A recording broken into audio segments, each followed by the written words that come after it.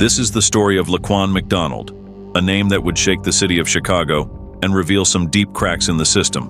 Imagine a 17-year-old kid, just a teenager, finding himself in a situation that would not only end his life, but also spark one of the biggest police scandals in recent American history. Laquan McDonald, a young black teenager, grew up in the streets of Chicago.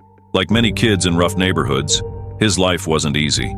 He bounced around the foster care system, struggled with school, and got into trouble more than a few times. But Laquan wasn't just some statistic. He was a real person, with hopes and dreams, even if they were clouded by the harsh realities around him. On the night of October 20th, 2014, things took a tragic turn. Laquan had been spotted acting erratically, slashing the tires of vehicles with a knife. He was high on PCP, a drug that can seriously mess with your mind. Police were called to the scene, and as more officers arrived, the situation got tense. By the time Officer Jason Van Dyke arrived, Laquan was walking down the middle of the street, still holding that knife. The other officers were hanging back, waiting for a taser-equipped unit to show up. But Van Dyke, he was on a different wavelength. Now this is where things get real ugly. As soon as Van Dyke got out of his car, he opened fire. And I'm not talking about a warning shot or two. He shot Laquan 16 times in just 14 seconds. 16 bullets tore through Laquan's body, even after he had already fallen to the ground. The police report filed that night told a very different story. According to the officers involved, Laquan was a serious threat. They said he lunged at them with the knife, forcing Van Dyke to shoot in self-defense. Case closed, right? Not even close. Here's where things start to unravel. There was dashcam footage from a police car that caught the entire shooting on tape. And guess what? It showed a completely different story. Laquan wasn't lunging at anyone. In fact, he was walking away when Van Dyke started shooting. But the public didn't know about this video for over a year. The police department and city officials did everything they could to keep it under wraps. They knew if the footage got out, it would cause a massive backlash. And they were right. In 2015, after relentless pressure from activists and journalists, the video was finally released. And man, it was as bad as you could imagine. The footage showed Laquan being gunned down in cold blood. It wasn't just a case of excessive force. It looked like straight-up murder. The release of the video set off a firestorm. Protests erupted across Chicago, with people demanding justice for Laquan. It wasn't just about this one shooting anymore. It was about the systemic issues within the Chicago Police Department. Racism, corruption, and a culture of covering up wrongdoing. So, with the public outcry growing louder, the authorities had no choice but to act. Jason Van Dyke was charged with first-degree murder, and this was a big deal. It's extremely rare for a police officer to be charged with murder for an on-duty shooting, but given the circumstances, there was no way they could let this slide.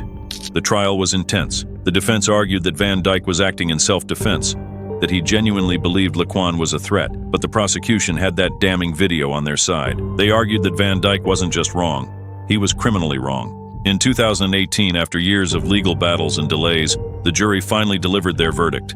Jason Van Dyke was found guilty of second-degree murder and 16 counts of aggravated battery with a firearm, one for each bullet he fired. It was a historic verdict, but not everyone felt justice was fully served. Here's where things get controversial.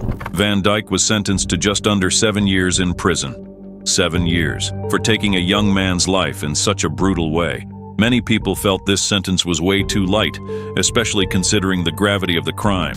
It didn't help that other officers who were involved in covering up the shooting got off with little to no punishment. The fallout from Laquan McDonald's death and the subsequent trial had far-reaching consequences. It led to the resignation of Chicago's police superintendent and sparked federal investigations into the Chicago Police Department. The case also played a major role in the city's decision to implement police reforms aimed at increasing accountability and transparency. But even with all these changes, the pain and anger over what happened to Laquan McDonald still linger. His death became a symbol of the deep-seated issues in policing, not just in Chicago, but across the entire country. It raised questions about how many other Laquans were out there, victims of a system that often seems more concerned with protecting its own than with delivering justice. And while Van Dyke's conviction was a rare instance of an officer being held accountable, it also highlighted how far we still have to go. For many, the sentence felt like a slap on the wrist, a reminder that the scales of justice still aren't balanced. This story isn't just about a single tragic event. It's about a much larger issue.